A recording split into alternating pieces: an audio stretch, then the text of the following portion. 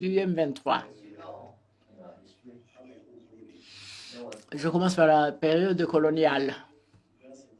À la période coloniale est venue avec des frontières arbitraires qui font qu'il y a des Rwandais qui sont restés à l'extérieur de ces frontières artificielles établies par la colonisation. Il y a deux parties aux provinces du Rwanda. D'ailleurs, ça a été reconnu le 8 février 2010 lorsque les colonies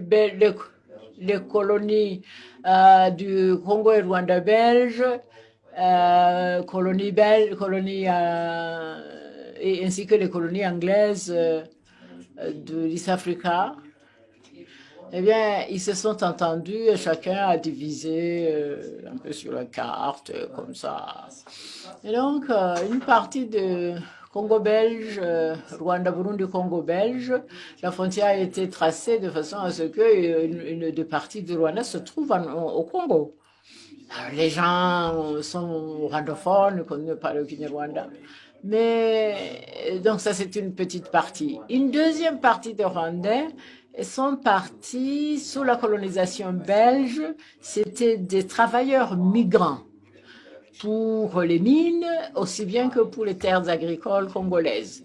Donc, en 59, ça a commencé en 59, et puis après, bien sûr, il y a eu des mouvements, y compris des réfugiés, à cause des troubles du pays à partir de 59. Ceux qui se sont réfugiés au Congo,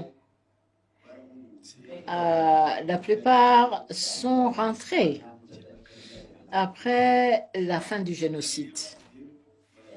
Mais ceux-là qui étaient partis depuis longtemps, y compris les provinces qui ont été détachées du Rwanda, ceux-là sont restés pour la plupart. Alors, ils ont subi toutes sortes de malheurs.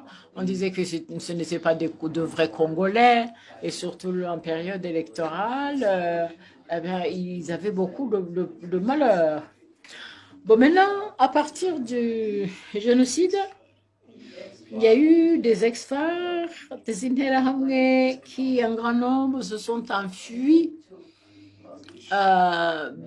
et en fait pris des otages